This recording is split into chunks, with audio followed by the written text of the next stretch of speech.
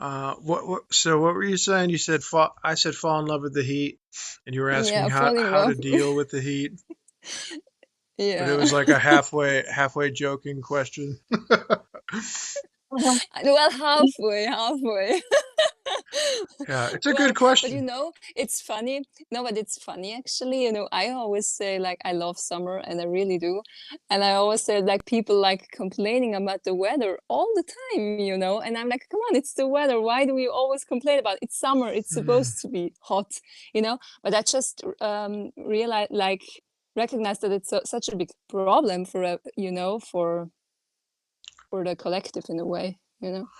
It's not a joke actually. It's really true in a way. Yeah, Yeah. yeah. A lot of people aren't satisfied with the weather.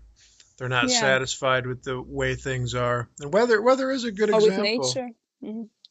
Mm. Yeah, With nature in general, yeah, you know.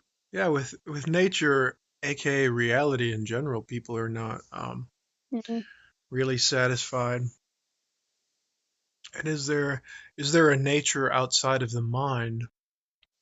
Is there a reality outside of the mind? Uh,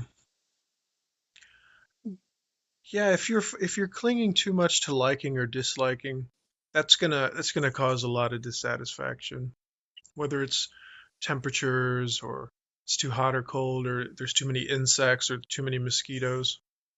Yeah. On one of my other videos, I was talking to a friend and I was saying Ajahn Chah, this Theravadan monk, famous Theravadan monk in Thailand. He was saying in this book, uh, Food for the Heart. He was saying if Mm. you even if you offered me $1 million, I wouldn't kill an ant. And I thought, Mm. Mhm. man, that's so cool.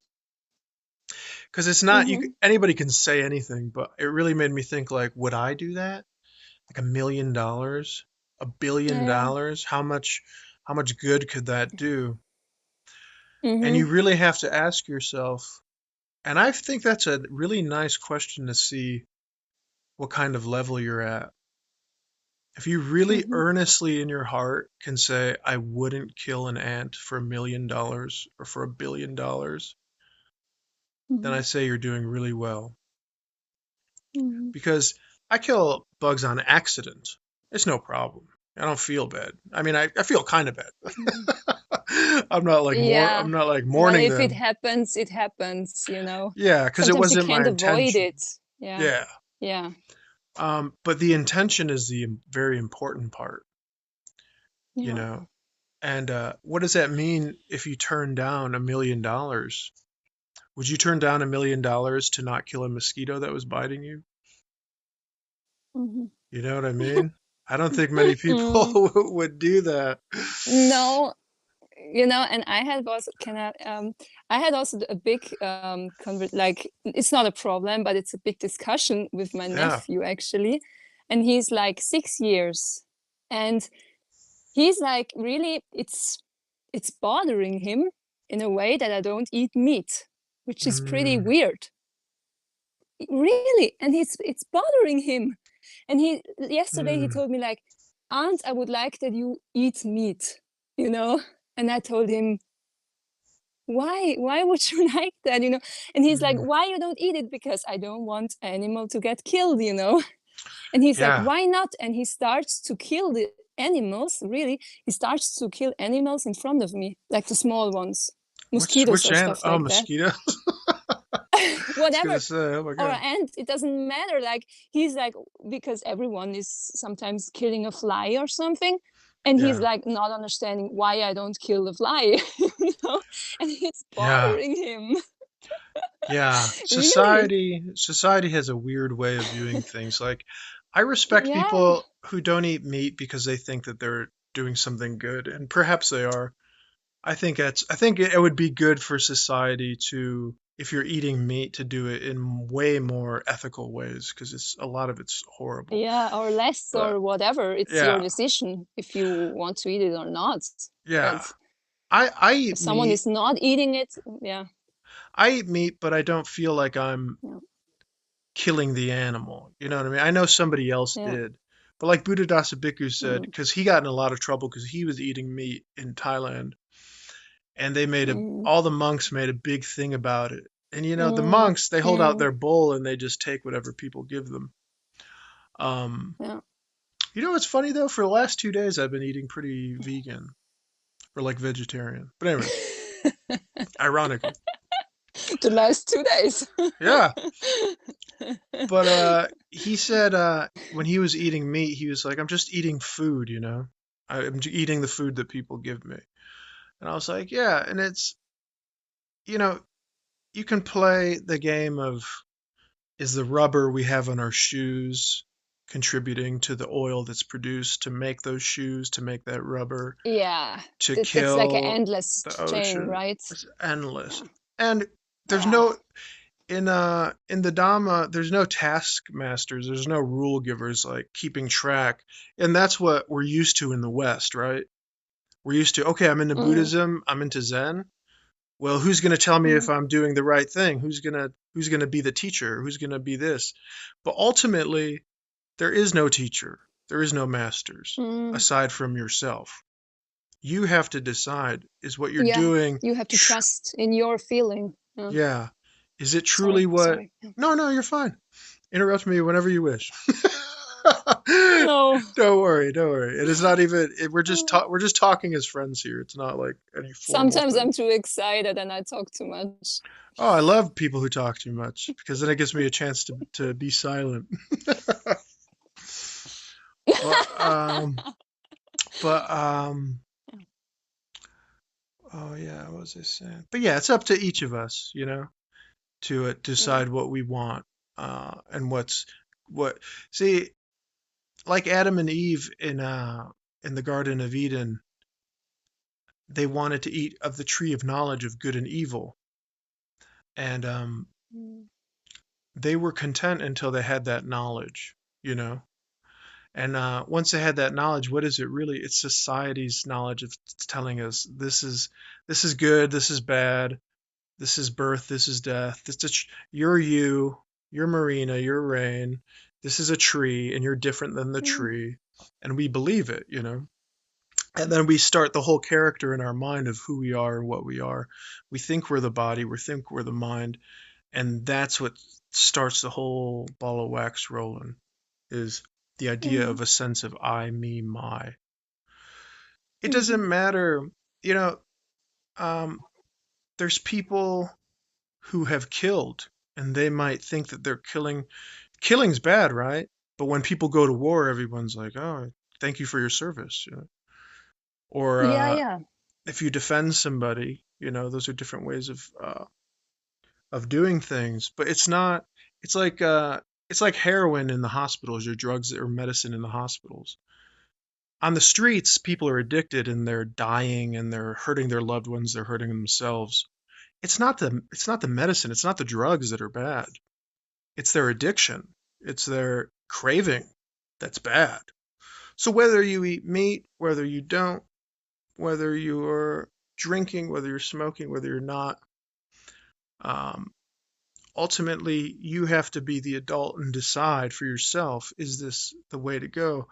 And a good guideline is just, if it's not causing dukkha for you or anybody else, um, there should be no problem with it. You know what I mean?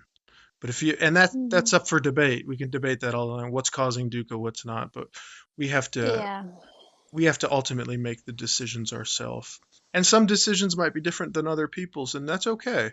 As long as it's Mm. not blatant, like attacking somebody or like physically attacking somebody.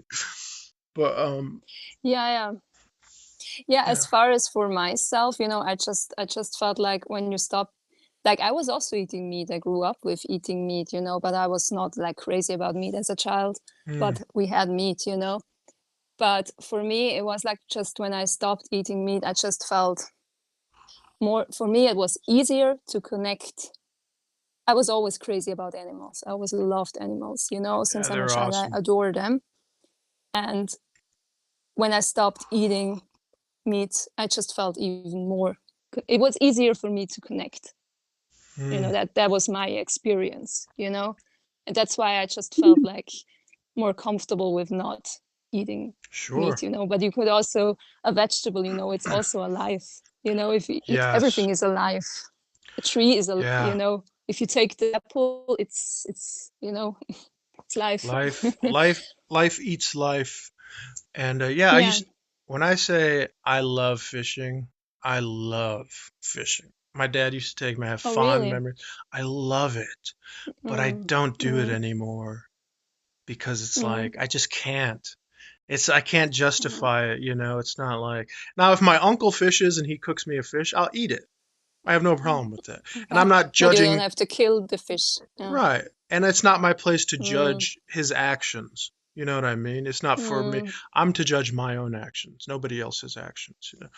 But for mm, talking about the Dhamma, all I can do is guide people toward a set of guidelines and methods that help see our true nature and get away from the Western mindset, get away from the Western habits of things have to be a hierarchy. Things have to be um, men do this, women do this. You're expected to do this. The only thing that's valuable and mm, successful is this and material possessions. The Dhamma is interesting because it's the one thing that just gets away from all of that. Even the over intellectualization of it is not mm, the true Dhamma practice. The true Dhamma practice is to breathe and relax and realize everything's fine. When you're relaxed, when you're mm, satisfied, where does meat eaters go? Where does vegetarians go? Where does all these things go? Pay mm, attention. And like I said in our last video, it may just seem like a silly story, but it's one of the most important stories with Dhamma practice I feel you could tell. And it's more an Advaita Vedantin story, but the story of the snake and the rope, the man and the snake. He thinks he sees a snake, but upon opening the window, he realizes there's nothing to be afraid of. It's just a rope. And that's mm, how our thoughts are. And the head of that, funny enough, speaking of snakes, the head of that snake of the mind is the ego, the sense of I, me, my. That's why you feel mm, so at peace when you're playing music or when you're sweeping or when you're just focusing on a sport or something, a walk. You lose yourself when you're washing dishes, and your yeah, true nature is revealed to you. mm. And it's very tricky to remind yourself to see your true nature. It's really difficult to remind yourself that these thoughts you're following are not real. So you just have only to ignore them. And that's what's interesting with anapanasati. Um, Sati means to remember to look or to be aware, and anapanasati means awareness of our breathing. And it's interesting, observe throughout your day while you're breathing, observe how you can spend a whole day.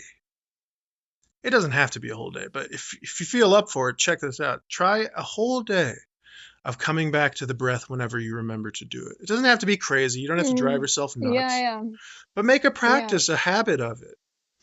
And Mm, notice the days that how long the day can go by where you're just focusing happily on the breath and also telling yourself with wholesome speech and thoughts and feelings that everything's okay, everything's fine right now.